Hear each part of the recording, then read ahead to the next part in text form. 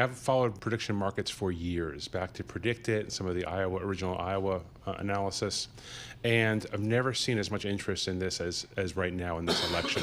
The prediction markets, the banking markets have really blown up, and I wonder how isolated or insulated they are from influence from people who know that they're now affecting capital markets. Well, there's people putting gazillions of dollar trades into one of the predicted markets. Nick Colas, is it you?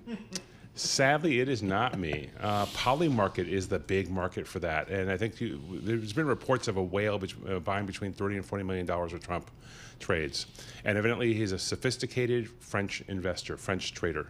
And I've wondered, and I've written this, I wonder how much perhaps people are influencing the Trump contract because they know it spills over into peso and bank stocks and the yield curve and the long end of the yield curve.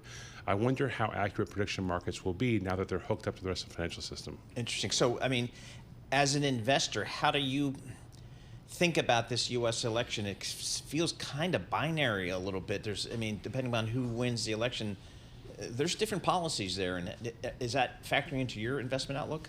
The way we described it to clients was there's a very clear set of Trump trades because we saw what happened in the market after he won in 2016.